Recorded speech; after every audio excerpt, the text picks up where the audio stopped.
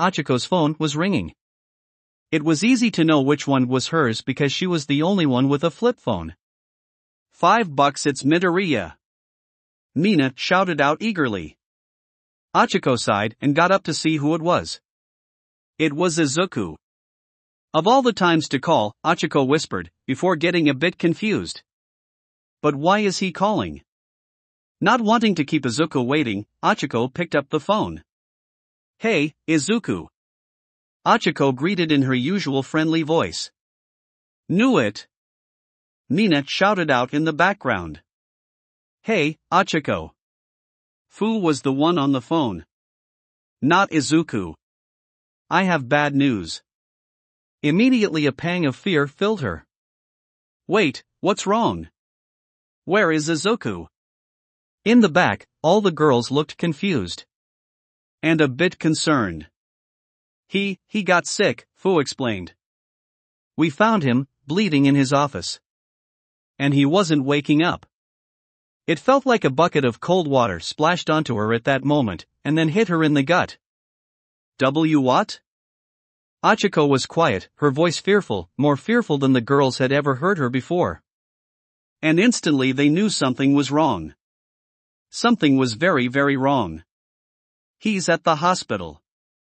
We don't know what's happening with him yet. Fu explained. That's. Achiko was a bit overwhelmed. She didn't know what to say. Achiko? What's wrong? Su got up to check on her best friend and saw that she was tearing up a bit. Achiko stuttered. I'll give you some time, Fu told her. And I'll call you when we get news about Dad. Goodbye. And with that, he hung up. Achiko? Achiko, what's wrong? Su kept asking her, putting an arm around her to try and comfort her from whatever was happening. Uraraka, what happened? Momo and the rest of the girls soon joined in, crowding around her to see what the heck happened. It's Izuku, he's in the hospital. Achiko eventually said after pulling herself back together. They don't know what happened, but he must have overworked himself. I kept telling him, over and over, to hire some employees. And he didn't listen. Him and his freaking trust issues. Oh my god, I am going to kill Bakugo. All the girls seemed a bit taken aback by this. While I do agree that it's likely Midoriya's affliction was caused by overwork and that Bakugo did play a large part in developing his trust issues, violence won't fix this, Momo told her. Achiko knew this, but she didn't really know what would fix the situation, and she was really upset and wanted a reason to punch Bakugo. I think you should sit down, Sue told her. The girls brought her to a chair and had her sit down. They told her that Izuku would be fine. And Achiko agreed. Because she had to believe that that was true. UA staff. The staff members of UA had gathered in the meeting room after hearing about Izuku's collapse. So we're all in agreement that that took way longer than it should have. Midnight spoke first. Yeah, hats off to Midoriya, he sure has the endurance of a hero. Snipe could only imagine doing as much paperwork as Izuku did in hell. Can we focus? 13 told everyone, before turning to Nizu. Nizu, do you know what exactly is wrong with him? What's his status? I'll be honest, I didn't expect him to be physically able to continue working as he did. It is in fact rather impressive. Nizu admitted. It also means that the fallout was worse than what was expected. Although given Midoriya's sheer willpower, I doubt he'll let this kill him. That being said, Dilsey is on top of the situation, and Midoriya is receiving the best healthcare he can get. When he recovers we should talk to him about 1A assisting him. At this point, I don't think he can refuse. And if he tries we'll send in Uraraka to convince him otherwise, Aizawa added. The teachers muttered agreements, except for All Might, who was mostly silent. Yagi, you look like someone shot your dog, or gave another valid criticism of America, Aizawa said to All Might, giving him his usual deadpan look. It's just, is this my fault? All Might asked somberly. A lot of things are your fault, you're gonna have to be more specific, Aizawa asked. Young Midoriya overworking himself. I feel like, as his role model, I may have inspired that behavior. All Might was aware that he abused his body. I mean, look at him. He coughed up an alarming amount of blood every day, and now it seemed like Izuku was starting to do the same. I mean, yes, but what about it? What do you regret saving all those people? Aizawa raised an eyebrow. Don't start with the self-deprecation, Yagi, he copied that from you too. This was mostly the fault of Midoriya himself, and the quirkist environment that destroyed his sense of self-worth. I suppose, I just feel like I could have said something to him. All Might sighed. It's probably a good thing you didn't, Nizu said. After all, your words wouldn't have mattered much if you still went around being a massive hypocrite. You know better than anyone, actions speak louder than words. Chapter 53, Picking Them Up. It was now that Yami fully understood why Diosy was afraid of his quirk. Yami's opinion on his quirk hasn't changed much throughout his life, despite the massive changes in his life over time. At first, it was just a thing he had. A tool he was born with to help him survive. Like his arms and legs. Back when he lived in the wild, he didn't really have much time to think about it. Occasionally when he had eaten well, and was near a river and gazed upon his own reflection, he would wonder why he was the only one in the forest that looked the way he did. That could do the things that he could, and he'd wonder if he would ever meet something else like him. And then he did. When he saw Izuku and all the other children, he saw not only beings like himself, but beings who felt things other than negativity. He saw love and happiness. This of course led him to his new life. As another kid in the orphanage, Yami still viewed his quirk as but another tool, one that he would now barely use. He no longer needed to fight for survival, so why would he need to create more grim? At first, when he got here he just wanted to lay back and relax, meaning he only really needed his grim to carry him around. It did kind of freak him out a bit when he realized just how much of a power gap there was between him and the other kids. Back in the wild, he was the apex predator, the one on top. But here, not so much. Many of the kids could easily tear through his grim and kill him if they wanted to. However, as time went on he got more and more comfortable, as the knowledge that they wouldn't do that sunk in. But then Izuku asked him to create some more Grim. To help him around the house, and to act as security. And who was he to refuse the man who had given him everything? So he did.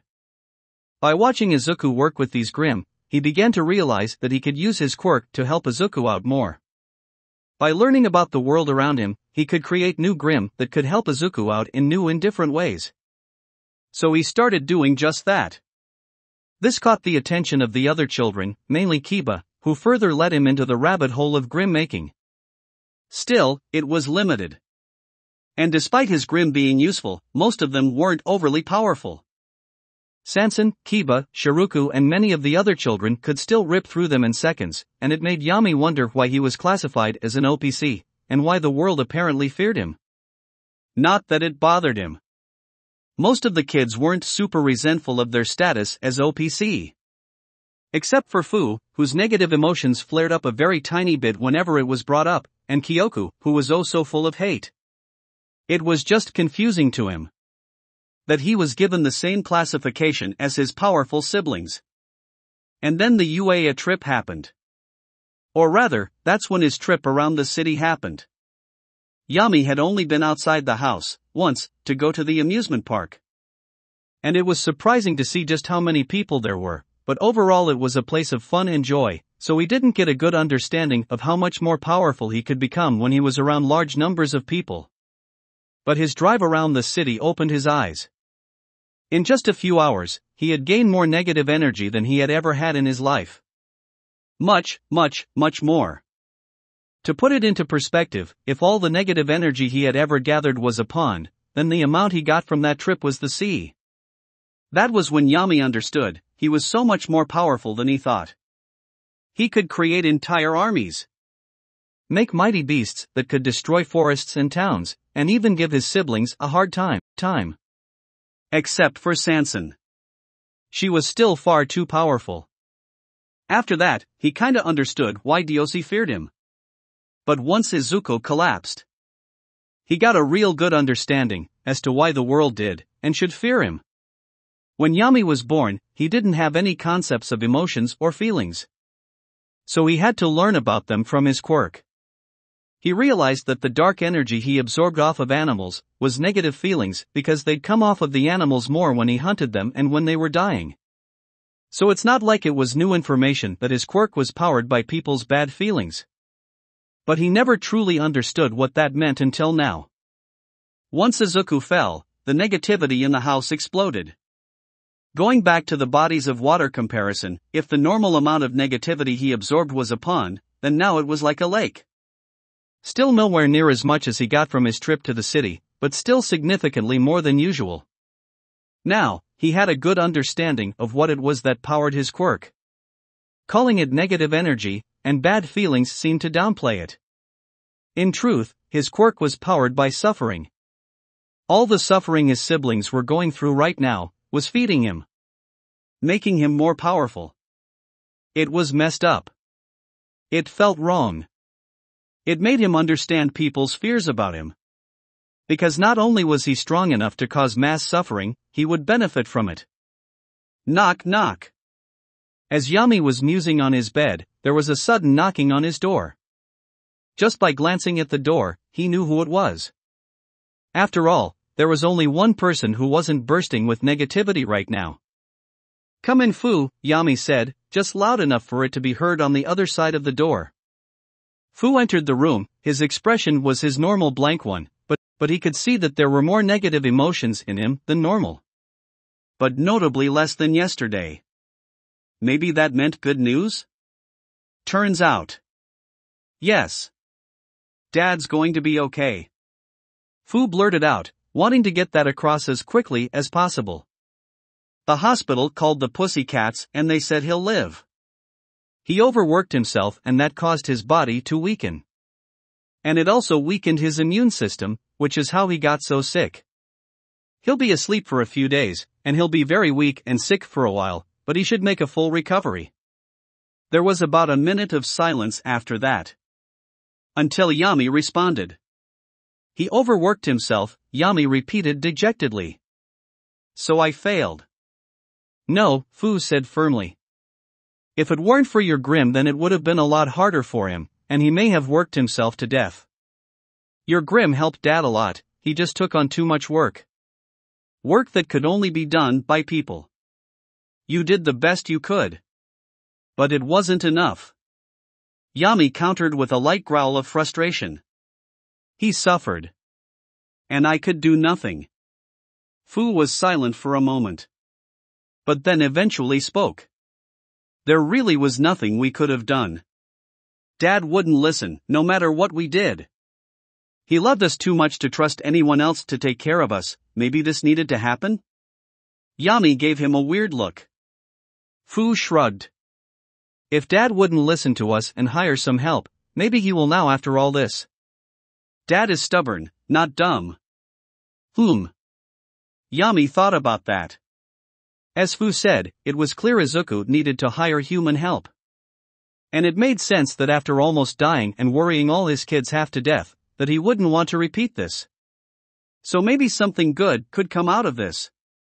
Anyway, the pussycats keep talking about how useful your Grim are, and I've seen them do things that would have been either impossible or really hard for Izuku.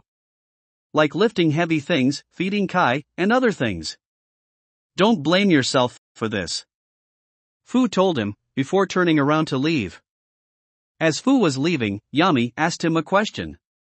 Is my quirk evil? The Grim child asked. Fu froze for a second, before looking back at Yami. You've heard what we told Eri, right? Eri's quirk doesn't need people to be in pain, Yami argued. Ah. I see. Fu understood where this came from now. You don't like the fact that you're getting stronger from everyone's suffering. Yami nodded. Fu paused for a moment to consider his response. A quirk is only evil if you use it to be evil. Your quirk doesn't make people suffer. It takes their suffering and uses it to make Grim. If you use your Grim to help people, then you're just taking something bad and making something good out of it. Yami's eyes widened. Something good. Right, Fu confirmed. You've been a big help to everyone in the house. So dash. Fu did a thankful bow to him. Thank you for everything, little brother. And please continue to help us in the future. There was another moment of silence before Yami started nodding frantically. Yes. Fu's lip twitched upward in what was almost a smile. I'm glad. And with that, Fu turned to leave. But Kyosei had other plans. One of Kyosei's tendrils popped out of Fu and grabbed Yami, bringing him towards Fu. What? Yami was shocked and tried to struggle out of the tendril's grasp. Oh. Fu got the message Kyosei was sending. Kyosei wants us to hug. Yami didn't look pleased that Kyosei's method of asking for a hug was to grab him with a big slimy tentacle, but he didn't seem like he was going to refuse either. Kyosei plopped Yami down right in front of Fu, and the two awkwardly embraced. Meanwhile, elsewhere. Fuku didn't sign up for this. She only wanted to go outside to cook some food for everyone and support her friends. That was all. But then they started asking her things. To be specific, after the pussycats got the call from the hospital, they asked the children that weren't freaking out to tell everyone else about it. Leaving it up to them as they were less familiar with everyone. And Fuku was somehow considered one of the children not freaking out. So now she had to tell Kiba about the news. Something she really didn't want to do. It's not that she didn't like Kiba. No, it was actually the opposite.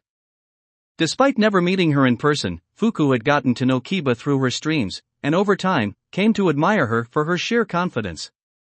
Kiba was a person living her best life, without fear of anything. Whereas Fuku was a person who was barely living.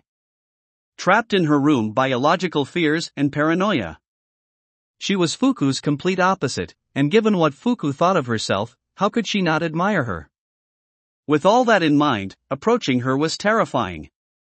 Not just because of her sheer speed and strength, but because of who she was. She was Kiba, Queen of Eternal Darkness. Who commanded almost 1 million followers. The future #1 hero who could destroy buildings with her bare hands. And she was Fuku. A coward who stayed in her room and did almost nothing and didn't know what she would do in the future at all. She might as well be an ant in comparison to her. On top of that, Kiba was in a terrible mood right now. Who knew what she would do to an ant that forgot her place and tried to speak to her? She could get beheaded. But still, what was she supposed to do? Refuse. She knows what happens when you anger the adults. And these people weren't Izuku, she doubted they would be as nice. So here she was. Standing in front of Kiba's door, her legs shaking. She didn't have Eri for Fuku with her. She had already told them about the good news, and naturally, the two of them cried tears of joy. They were probably still crying now. How could she interrupt their moment by selfishly asking them to help her? That would be cruel of her, and it may make them not want to be her friends anymore. And of course, Mu was nowhere to be found.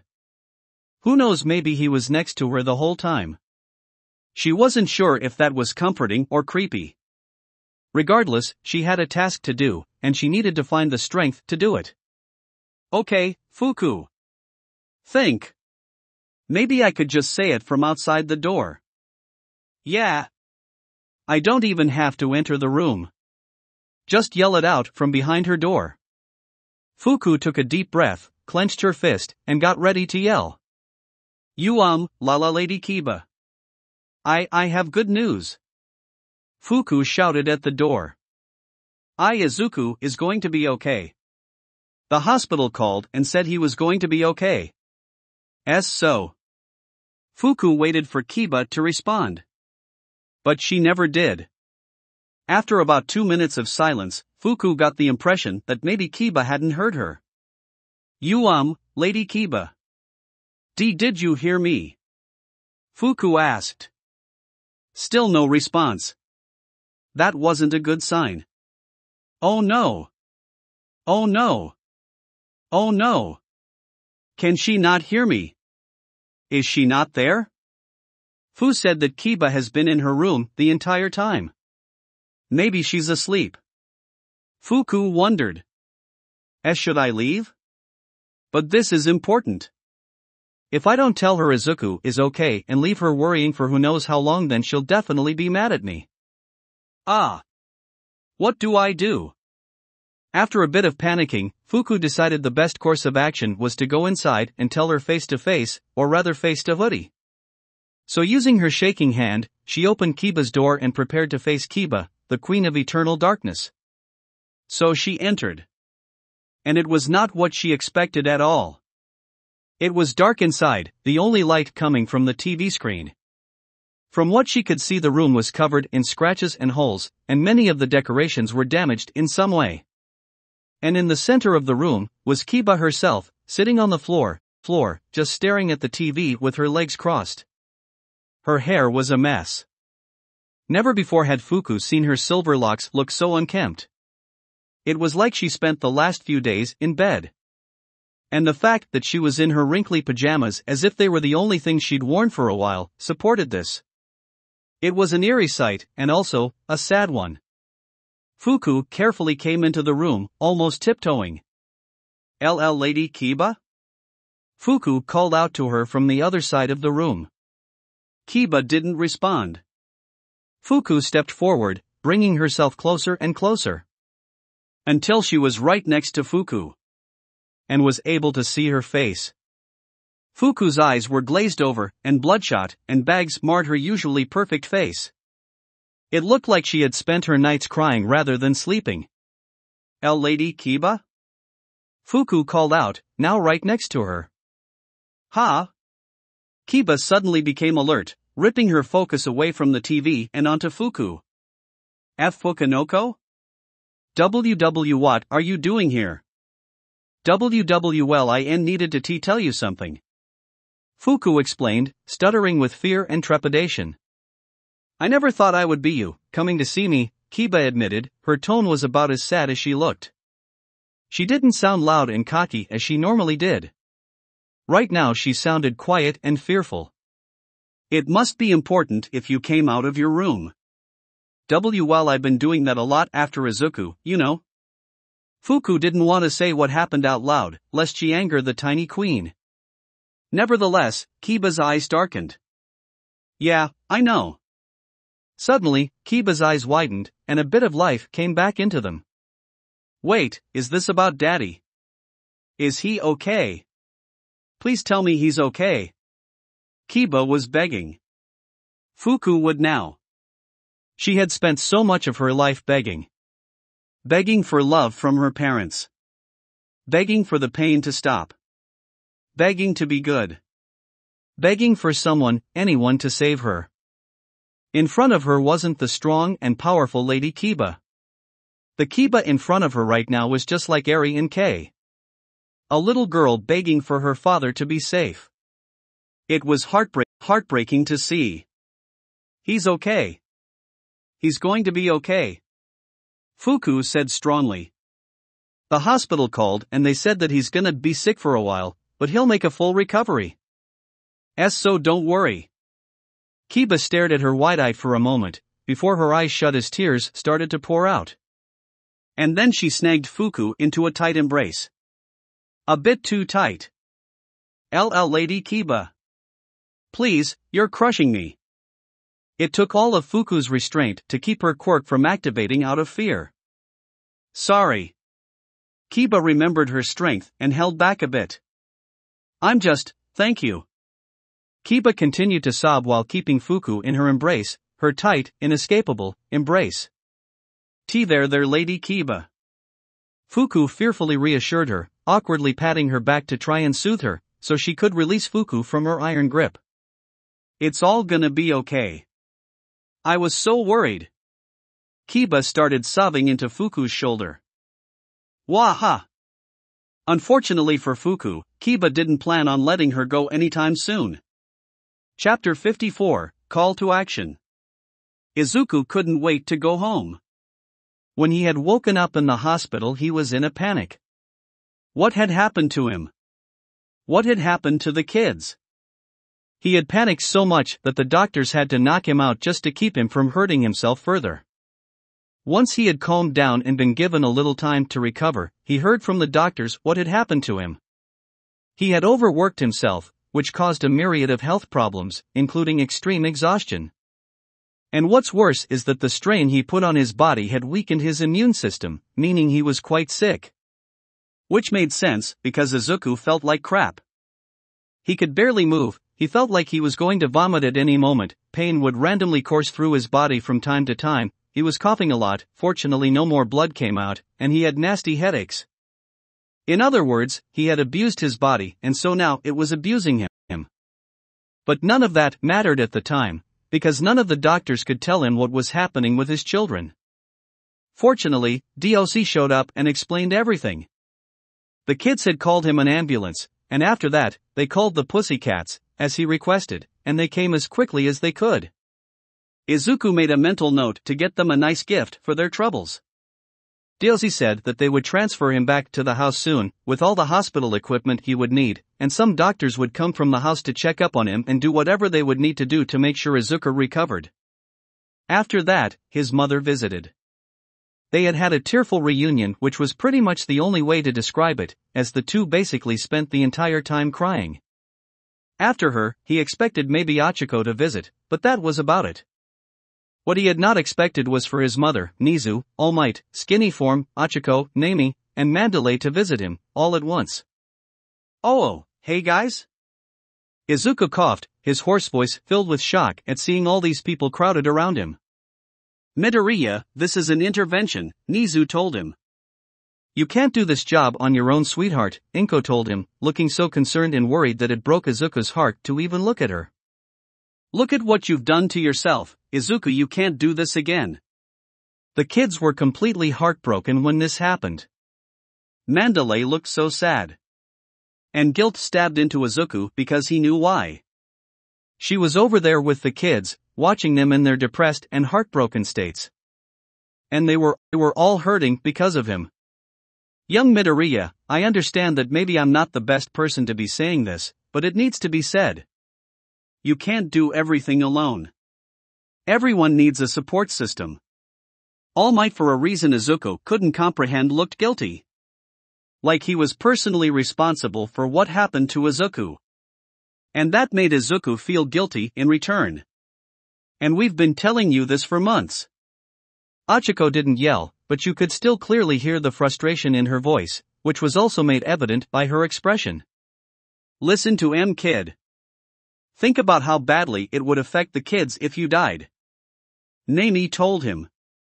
It was pretty obvious that she was just here to make sure Izuku didn't get himself in this situation again.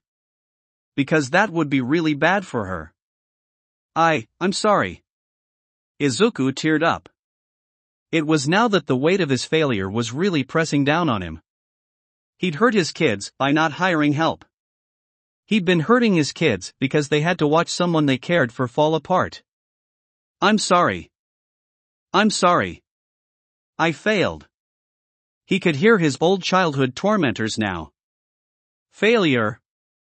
Can't do anything. Useless Deku. Useless Deku. Useless Deku. Mr. Midoriya. Ha!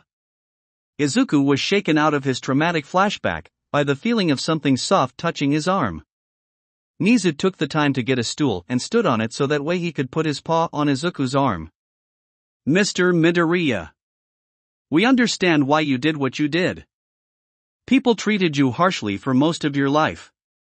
So then in turn to ask you to trust them with your children, who have also been treated poorly by the people around them, is asking quite a lot. It's scary. But it's necessary. Young Midoriya, it's not that you failed. You simply made a mistake. All Might told him gently. Which is fine. Everyone makes mistakes. What's important is that we learn from them, not wallow in them. Dude, it's not you. No one without some sort of infinite stamina quirk could do what you were trying to do, and not collapse. Nami told him. Heck, I don't think anyone without a stamina quirk could do what you were doing for half as long. Seriously dude, how the fuck did you do all that work for so long? Pixie Bob asked the same thing, Mandalay added. They had only been doing some of Izuku's work, split among 4 people and with some of the kids helping, and the blonde member of the Pussycats' first question was how in the actual hell Izuku could do everything he did and not die. Before making some very inappropriate comments about Izuku's bedroom durability in his more mature years. What we're trying to say is, don't despair. You're not dead, your children will eventually return to their happier selves. Let us focus on the positives, and do what we need to do to improve. Nizu explained to him. Izuku took a second to think. They were right. He was still alive. He was still in charge of these kids. Just sitting here crying about what he did wrong won't fix it. You're right. I need to, He wanted to say get back to work, but the pain, soreness, and overall numbness of his body reminded him that would only result in making the situation worse. As much as he hated it, he needed to take some time to recover. But he also needed to help the kids now more than ever. And what about his work for the QRD? Seeing Izuku's internal conflict and confusion, Nizu decided now was the time to strike. Mr. Midoriya, I would like to ask your permission for something, Nizu told him, earning a confused look from Izuku. I would like permission for Class 1A, with the exception of Bakugo Katsuki, to take up residency in your home for the next 3 weeks, and work for you. Izuku's eyes widened, and in the back Achiko had the same exposition, not being in on the plan. Wait. Izuku coughed. What do you mean? I don't want to force anyone to work for me. And wouldn't that mean they'd have to stop their hero training for 3 weeks? I can't do that to them. Oh, don't worry about that, Mr. Midoriya. Should you let them use your training room, they can still make significant progress with their quirks, and they will still receive advice and instructions for our staff via the school website. Nizu explained. Still, asking them to juggle schoolwork and work around the house is asking a lot. Izuku retorted.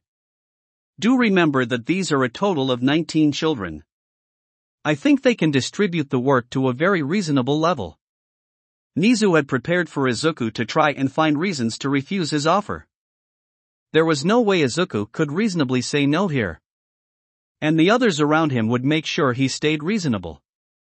And you don't have to worry about forcing them to work for you.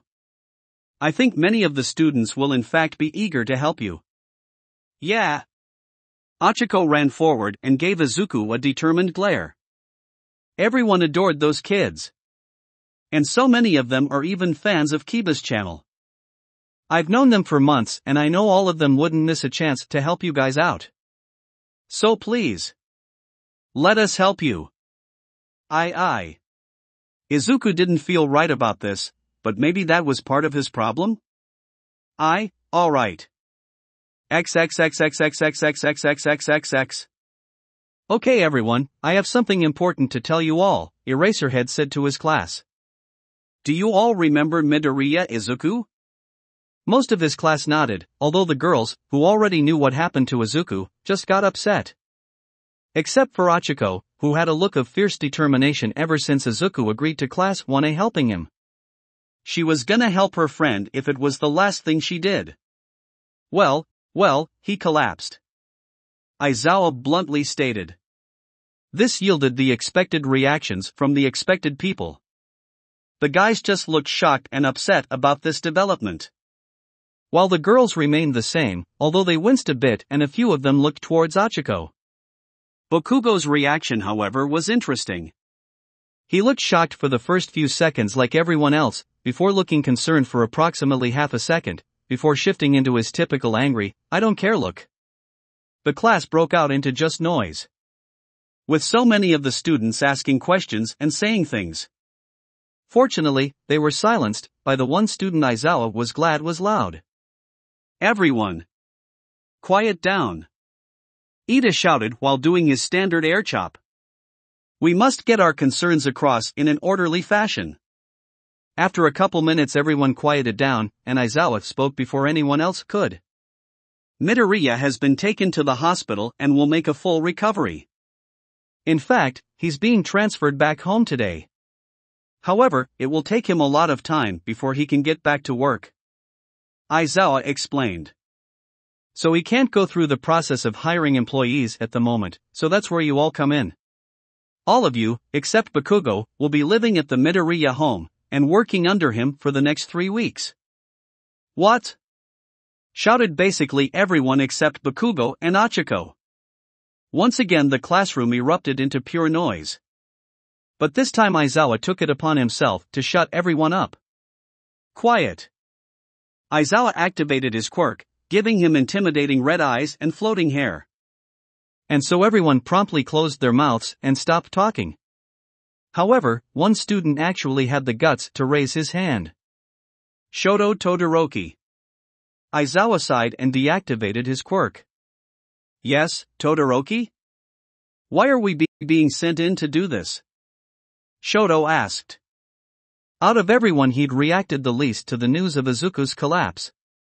He was still a bit shocked when he heard the news and deep down he was a bit concerned for the children under the Green Boy's care, but that didn't mean he wanted to go all the way there and take care of the kids himself.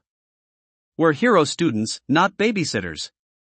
What in heroes don't help people in need? Achiko blared at Todoroki. Those kids need our help and dash. Uraraka, Aizawa said her name sharply, stopping her in her tracks before he moved on to Shoto. The reason why you are all being sent in to do this is because the list of people Midoriya trusts is small. And most of them are too busy to try this kind of thing. Mrs. Midoriya is available, but she wouldn't be able to do all that work by herself. Fortunately, that list of people includes Uraraka.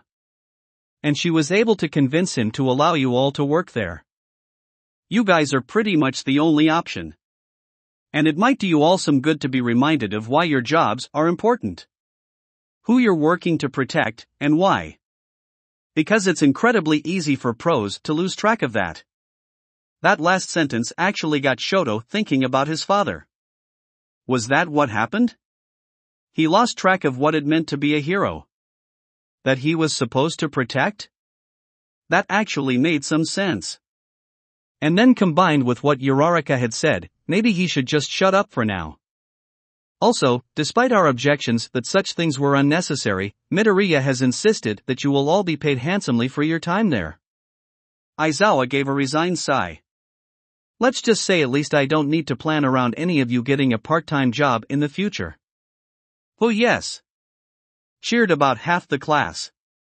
Bless you, Midoriya. May nothing bad ever happen to you again.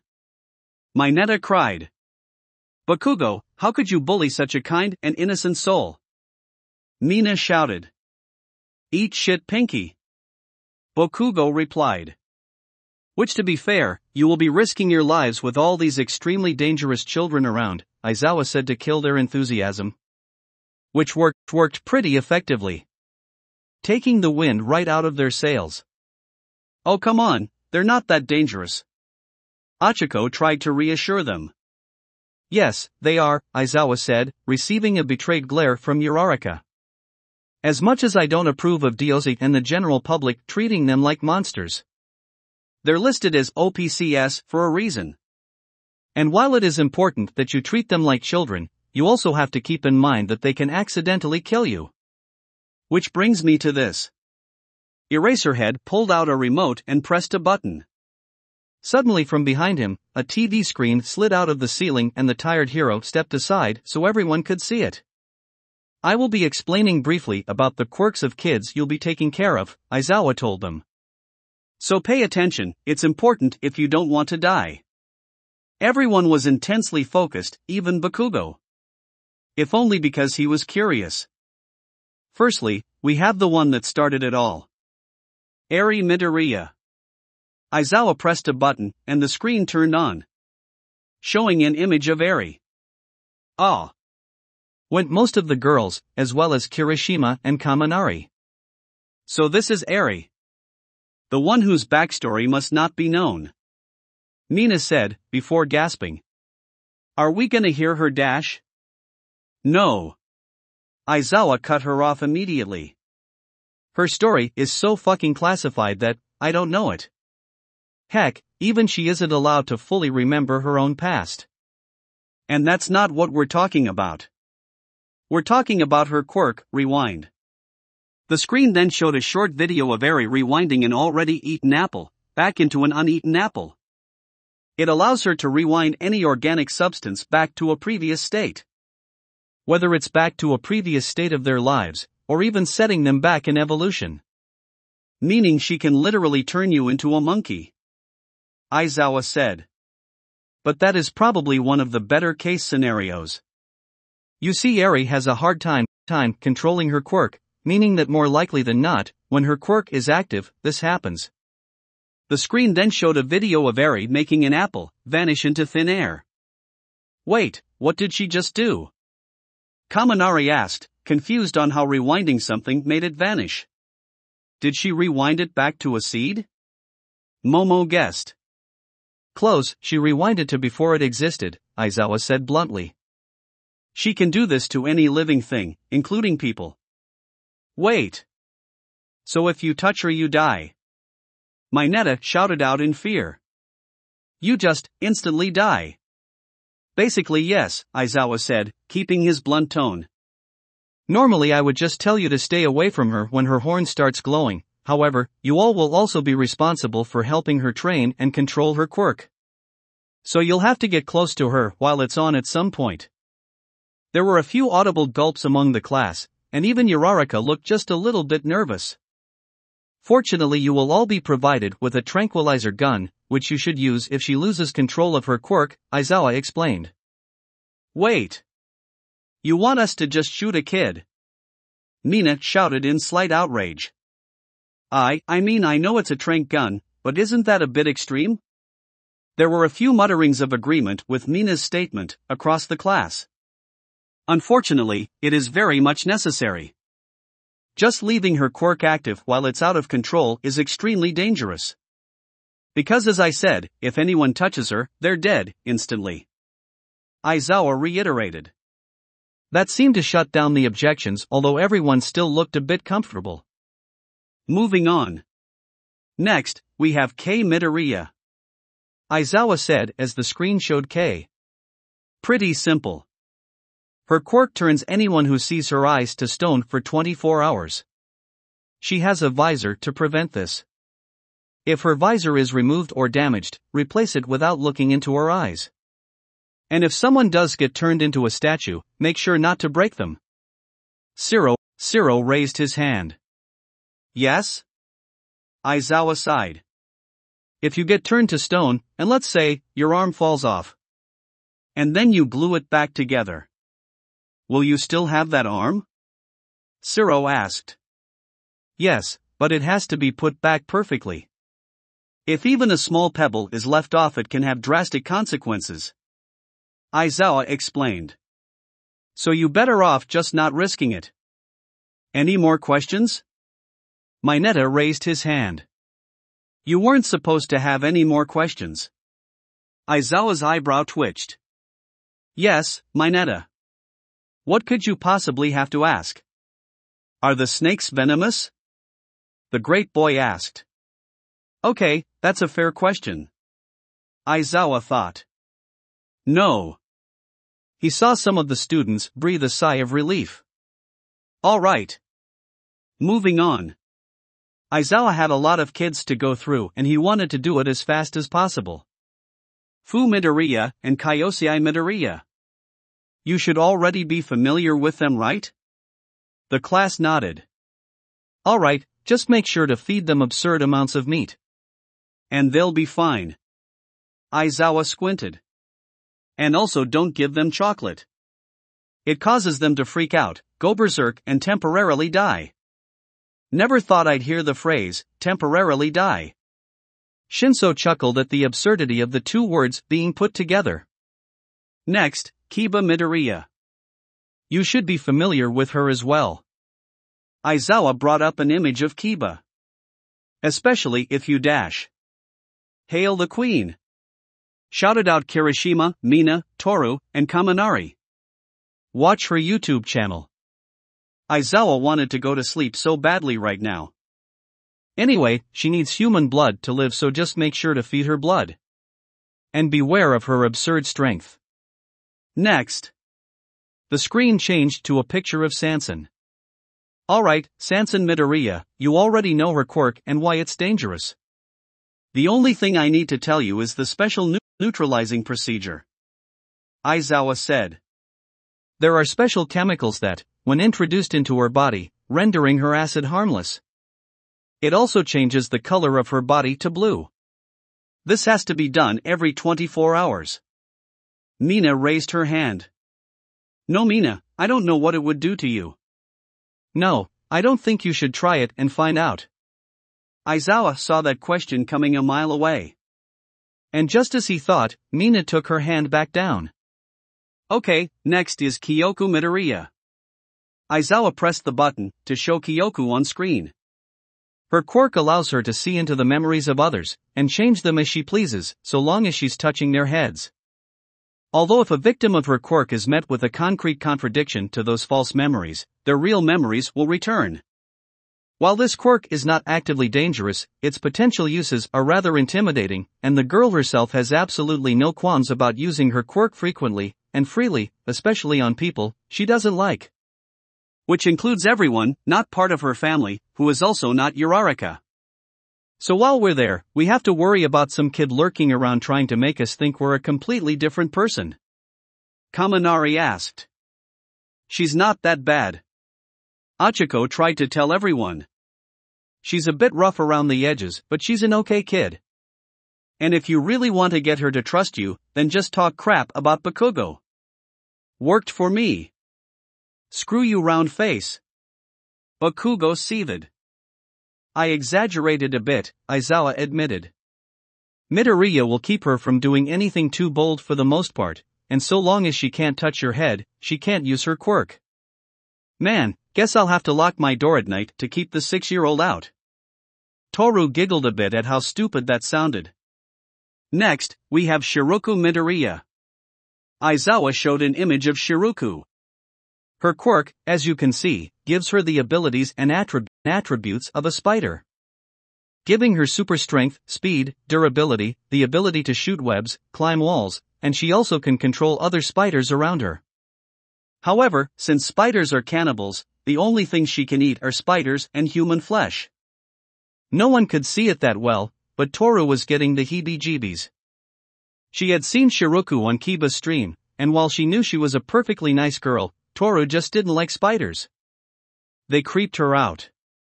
She would get over it because, well, she'd have to, seeing as she would be working with her now, and it would be extremely uncool to let something like this influence her opinion of a person, let alone a kid. But it wasn't going to be pleasant. Just keep her fed and everything should be fine. Next. The screen changed to an image of Yami. This is Yami Midoriya. You should already be familiar with him and his quirk. Honestly, you don't actually need to do anything to keep his quirk in check. In fact, he's actually extremely helpful. His grim act as both security and housekeeper. So if you need any help you can just use them. That being said, he could probably use a bit more emotional support. Lots of hugs. Got it. Mina nodded. It's gonna be weird to walk up to a demon ape and say, "Hey, can you carry this for me?" Thanks. Siro laughed a bit. Alright, next is Fukinoko Midoriya. The screen showed a photo of Fuku. Ah, that poor girl looks so scared. Mina cooed. Well, that's what she normally looks like, at least that's what I'm told, Aizawa said. Anyway, her quirk is called fear gas. It allows her to release a gas that when inhaled, causes the victim to hallucinate their greatest fears, while also inhibiting logical brain functions, meaning you can't just get through it by telling yourself it's not real. It will make you think it's real.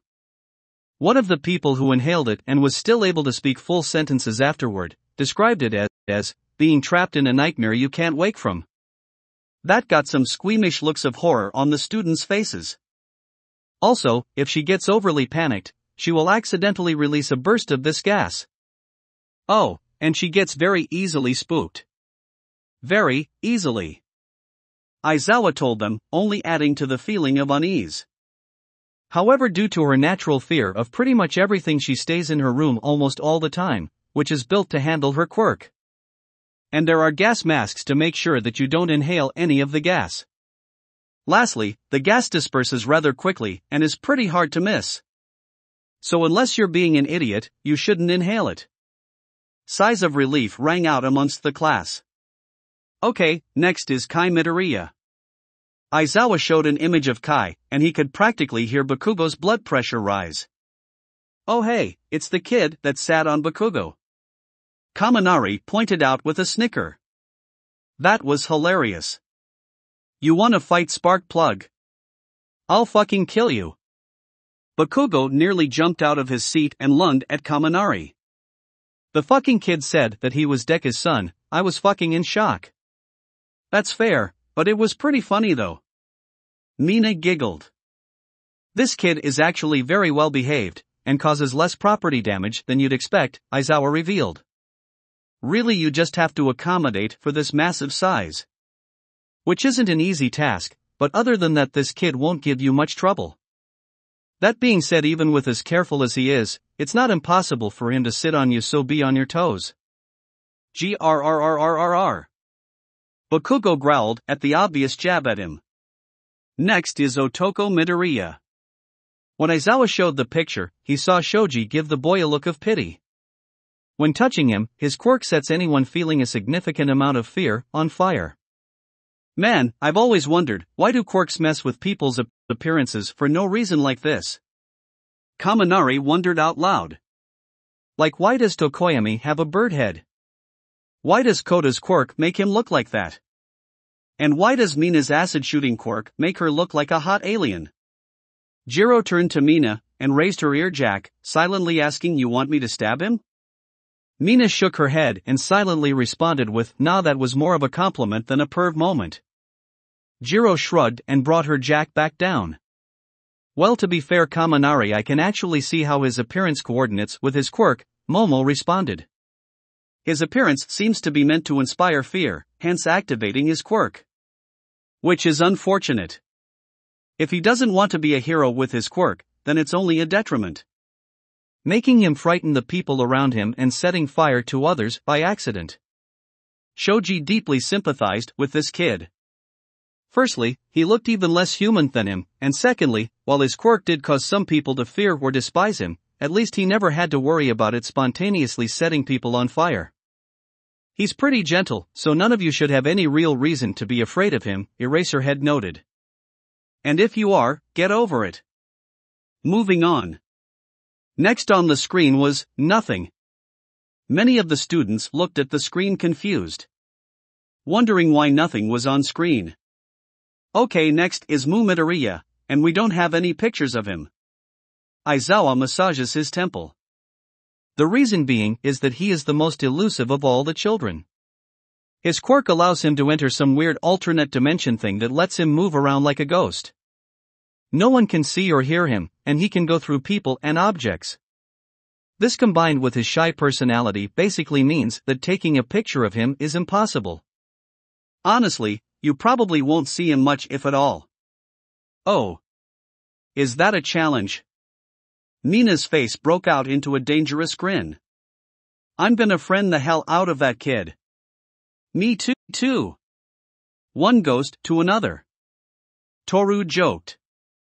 Oh, also one more thing, anything besides himself that goes into his dimension thing will almost immediately start to disintegrate, Aizawa added. You should have started with that, shouted a good chunk of the class in unison. Aizawa shrugged. Anyway, moving on. Now we have Yonda Midoriya.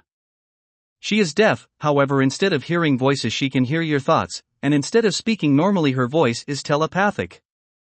So instead of being a possible threat to our health, she is a constant threat to our privacy. Todoroki summarized. We just have to be careful about what we think around her, Kaminari suggested. Well, that won't be a problem for you. All she's gonna hear from your head is dead silence. Jiro teased. As Kaminari said, watch your thoughts, and you'll be fine, Aizawa confirmed. Getting close to the end. Netsu Midoriya. You all should remember him. Yeah, endeavor, but small, Mina said. I wouldn't make that comparison, Todoroki added. Yeah, he has powerful uncontrollable flames. Fire is dangerous. Beware of fire. Aizawa looked at the clock. Clearly going faster so he could just get this done with. Anyway, moving on. Junkan and Nara. These two are kids with very powerful transformation quirks. They can both transform into 10 unique forms that all have their own uses. Nara isn't really a problem, but her brother might transform into a murderous ghost for 10 minutes if he gets too freaked out, so be careful. Now that's all the kids, so does anyone have any questions? Pretty much everyone raised their hands. Great. Well, hopefully, those questions are answered in these. Aizawa leaned down and took out a stack of 19 booklets. These should have all the details you need. And if they don't, then just figure it out. Anyway, you can spend the rest of class doing self-study. I spent all night putting together these freaking books, so I'll be on the ground if anyone needs me. But do me a favor and don't need me.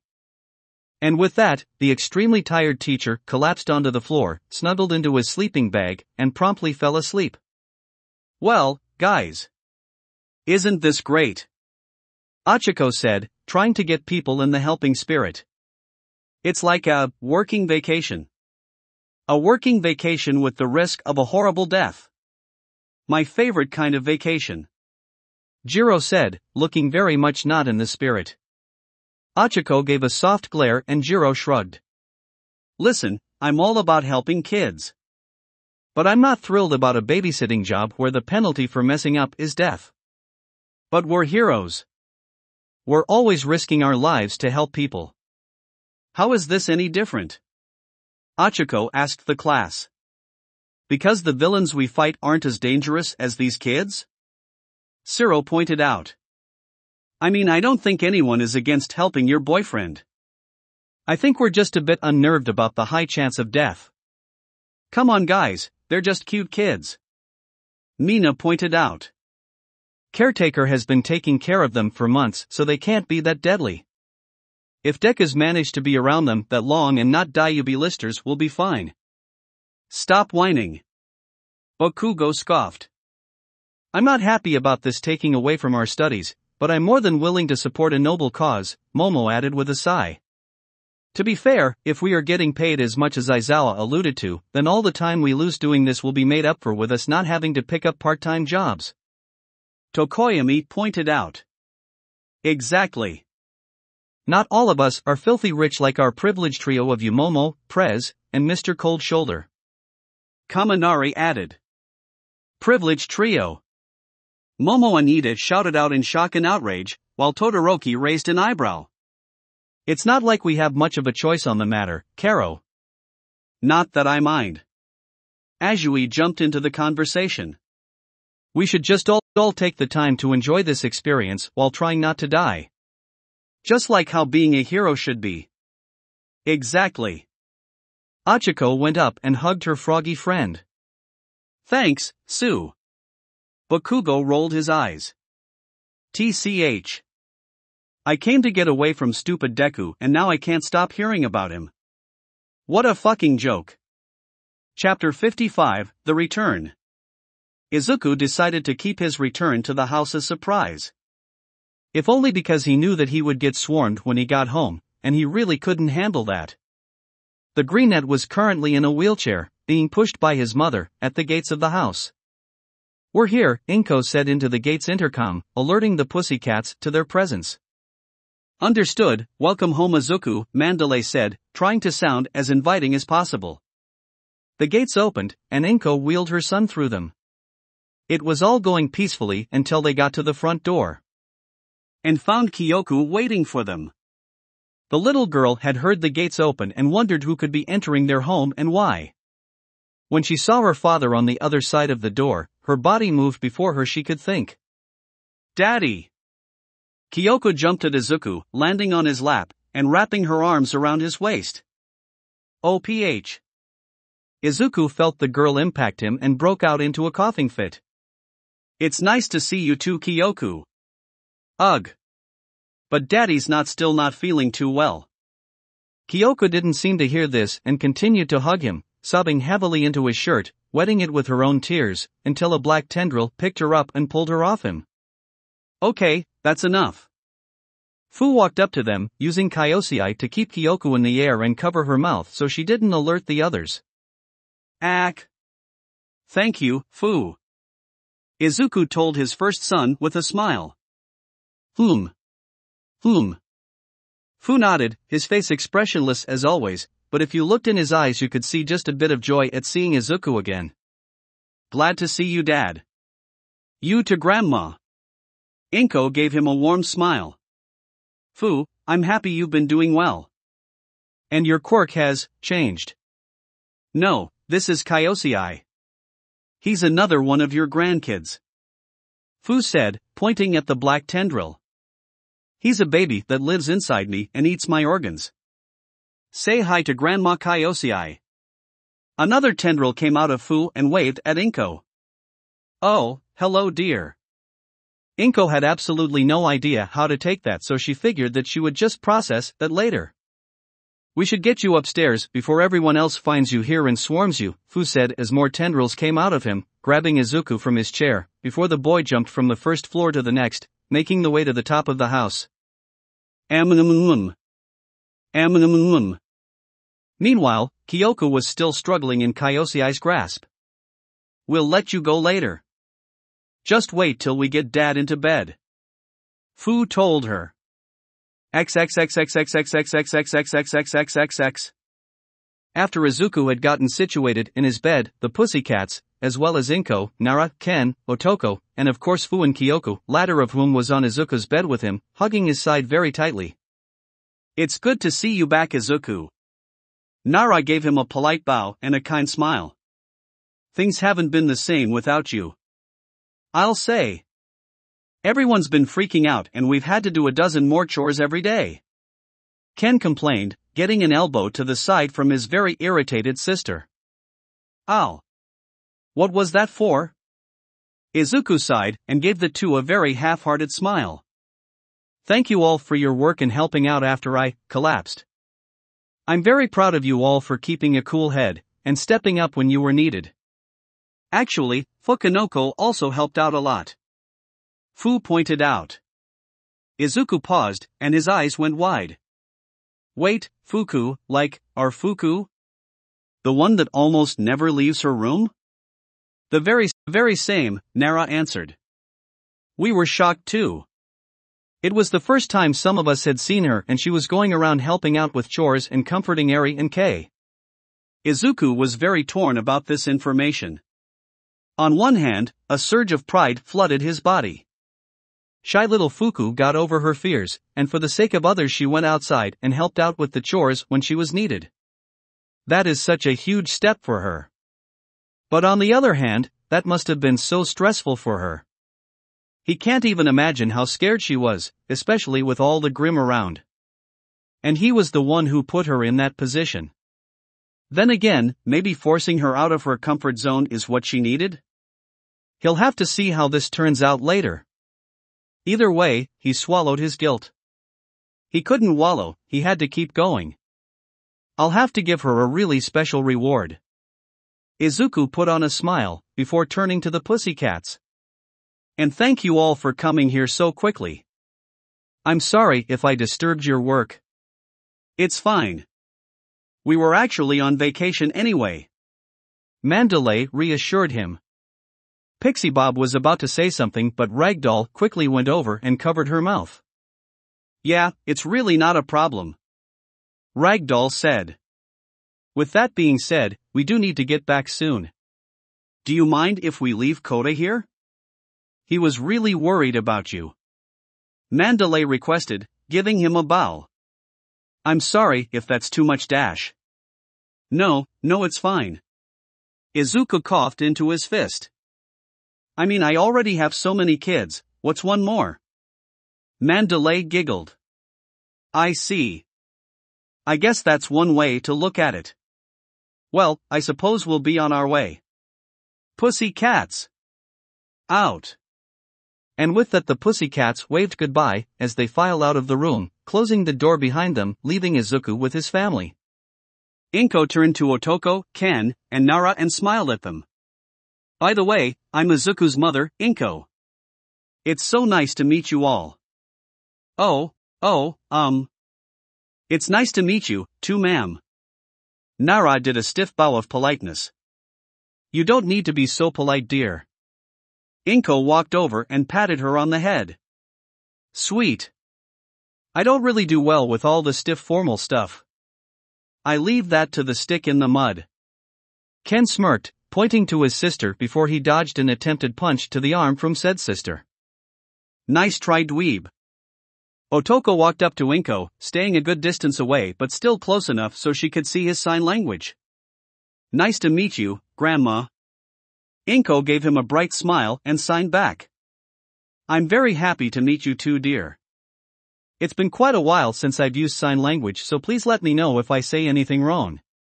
Otoko felt a twinge of relief at the fact that his grandmother could understand him and signed back. No, it's perfect. Inko giggled with joy and signed back. Good, I'm relieved. All right. Izuku sighed, taking a deep breath to prepare himself for what was next. It's time to tell the other kids I'm Dash. Thump. Thump. Thump. A massive thumping could be heard outside, as suddenly a huge eyeball covered the window. Dad! You're back! You're okay! Kite shouted out in his massive voice. Oh, dear! Inko, and everyone else for that matter, realized what was about to happen. Izuku winced as he could already feel the dog pile and he was not ready. Protect Dad! Fu got into a fighting stance, Kyosei covering his body as tentacles sprouted out of his back.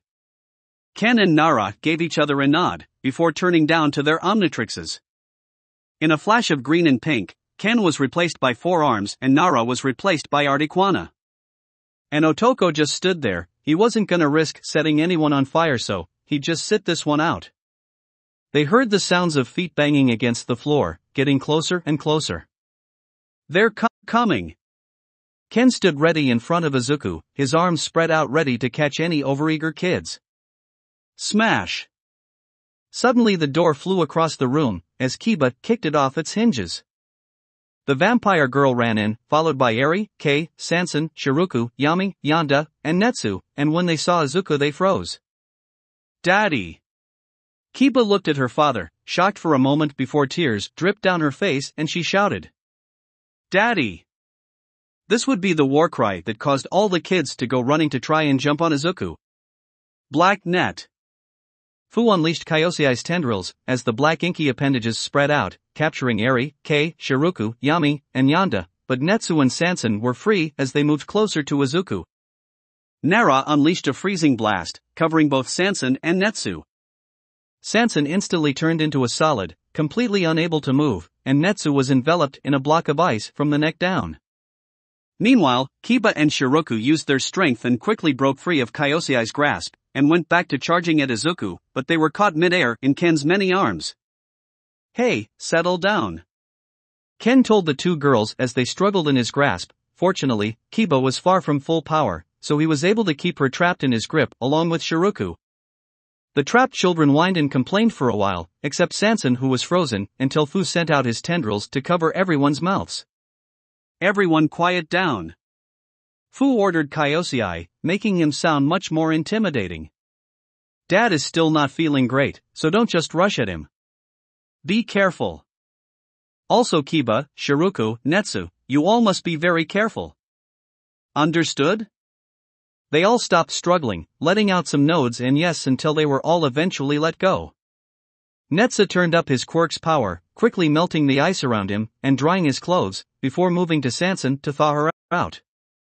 Once that was done, all the kids gathered around Izuku and gently climbed onto his bed and hugged him, some of them crying onto his shirt, and Kiba unleashing a number of tears that was worthy of the Midoriya name. Sansen wrapped all around them, trapping them all in the massive group hug/dog pile. There. It's okay. I'm okay. Izuku wrapped his arms around as many of them as he could and patted their heads. Inko tearfully watched this reunion on the side, wiping her eyes with some tissues she kept in her purse. She quickly realized she wasn't the only one, as she heard some sobbing near the window, and remembered that Kai was still there, unable to join because of his massive size. Feeling bad for the boy, Inko went to the window, opened it up, and pet the boy to try and soothe him. This went on for a long time. XXXXXXXXXXX. Once the tearful reunion had ended, the kids lined up in front of Izuku's bed, because he had an announcement for them. Alright, so, do you guys remember that exercise at UA? Izuku asked the kids, receiving nods all around from everyone but Ken and Nara. Wait, what happened with UA? Nara asked, surprised by the sudden bringing up of the most famous hero school in the country. Oh right, you weren't here when that happened. Izuku realized. So, UA basically does charity work with us, and invited me, and any of the kids who were interested in becoming heroes in the future, to help Class 1A in a combat exercise. Wait. You got to go to UA. Like, the UA the #1 hero school in the world? Nara asked in slight amazement and disbelief. And we missed it. Ken whined. Ugh. If only we got here sooner. It was really fun. The students were all real cool. Netsu told them. Awan nice. Sansen added. Well, I'm glad you think so. Izuku tensed a bit as he looked at Kyoku. He wasn't sure exactly how they would take this, but he hoped it would go over well. Because I was talking with Nizu and Achiko. Who's Achiko? Ken asked. He knew Nizu, anyone who wanted to be a hero knew of the famous principal of UA, but he'd never heard of anyone named Achiko. Achiko Uraraka is a hero student at UA, she's Dad's best friend, Fu answered. And future girlfriend. Shiruku added. No, she's not. Izuku's face turned red, and he broke into another coughing fit, as his mother giggled in the corner. Anyway, as I was saying, we were talking and we've come to the conclusion that since I can't work in my currency state, Achiko and the rest of Class 1A will come here and act as temporary workers until I'm well enough to hire permanent workers. And I will be actually hiring people this time. I promise. The general reaction to this was positive. Most of the kids were excited to hear that someone would be helping Izuku out and voiced these thoughts very loudly. Of course, the big exception to this was Kyoko, who looked very displeased about this, but thankfully didn't object or voice her displeasure. But there was one reaction that was just off. Kiba. She just didn't seem to react much. She looked a bit happy at the news, but she seemed distracted by something. In fact, Kiba in general had been off this entire time. First off, she looked so much more unkempt since the last time he saw her. Messy hair, wrinkled, well-worn clothes, and she wasn't putting up the Queen of Eternal Darkness act she usually put up. And as was stated earlier, she just seemed distracted. After her burst of emotion from earlier, she just kept looking at his office. For some reason. Izuku didn't know what was up with that, but now that he was looking at his office door, he noticed something else. Kota. He was ashamed to admit that with all the chaos that had just gone on, he didn't notice that Kota was missing. But here he was, peeking from the other side of the door frame, glaring at him. He seemed mad about something and Izuku could probably guess what he was mad about. However, he would have to deal with all these things on their own, later. Alright, everyone, I need you all to make sure you're on your best behavior. They'll be here for a few weeks, so don't be afraid to get to know them, Izuku instructed. Remember, these are Achiko's friends, so they're to be trusted. Then, Fu raised his hand. Yes, Fu. Izuku wondered what his question could be. If all of 1A is coming here, does that mean Bakugo will also be coming? Fu asked. Ah, Izuku should have seen that coming. Suddenly the mood drastically shifted. The more Gentile children looked worried, and even slightly fearful of the notion that the person who made Izuku's life hell would be coming here and staying over here for weeks. And the more aggressive ones looked absolutely pissed. As if they were planning in their heads to ambush the blonde the moment he stepped onto their property. That even seemingly brought Kiba back to reality, if the look of pure fury was anything to go by. Who's Bakugo, and did just saying his name made the room 100% more murderous? Ken asked awkwardly, as he and his sister had no clue who Bakugo was. Kiba and Kyoko opened their mouths to no doubt slander Bakugo to the fullest, but thankfully Fu wrapped Kyosei's tendrils around both their mouths. Bakugo Katsuki is a bully, who physically and mentally tormented Dad, along with pretty much all the other people at the schools Dad attended, Fu explained as objectively as possible. He's just a really unpleasant person, who pretty much everyone here hates. Wait, he was a bully, and he got into the hero course? Nara was taken aback, and slightly outraged at this knowledge. How? That's a very long story, that I can tell you later. Izuku sighed, feeling a headache coming on. But to answer your question, no, Bakugo will not be coming. This elected relief, happiness, and for some reason slight disappointment among the kids. Izuku could only imagine that the reason for that last one is because some of them were really looking forward to beating up Bakugo. Good. If he tried to do anything to Dad again, then we'd just have Kai sit on him again. Kei giggled, electing some laughs out of her siblings. That's right. I won't let anyone hurt Dad. Kai said confidently from outside. Izuku smiled slightly and shook his head. You guys, alright. You guys should go and clean your rooms. We wouldn't want our guests to come in and see you all have messy rooms, would we? No. Cried out most of the kids, as they all left to do as Izuku told them, leaving Izuku with just his mother. Inko looked at her son and smiled. It seems things have gotten so much more lively. Yeah. Izuku smiled, then suddenly, a card fell out of seemingly nowhere onto his bed. And it just never seems to stop. Izuku picked up the card. It was handmade. A blank sheet of paper that had been folded in two, with the words, "Glad you're back." The handwriting was too good to be anyone's but Fuku's, and given where it came from he can only assume Mu had something to do with this as well. He opened it up, and inside it read as such. Hi. It's Fuku. Everyone got really sad after you overworked yourself, so please don't do it again. I'll help out more if I need to. I don't want to see Eri and Kei sad again. So don't be afraid to rely on Fuku, but if I mess up, please don't be too mad. And then written below that in much less impressive handwriting was yeah, what she said. And at the bottom, it said signed, Fuku and Mu. Izuku frowned and sighed. I really caused everyone so much trouble. You made a mistake, honey. Inko reminded him gently, going over and caressing his head. It's time to fix it. Yeah. Izuku said. Time to fix it. That will be it for this part. I hope everyone enjoyed. If you did, please leave a like and comment if you want part 11. If you want to hear more from me, subscribe. I hope to see you all in the next one.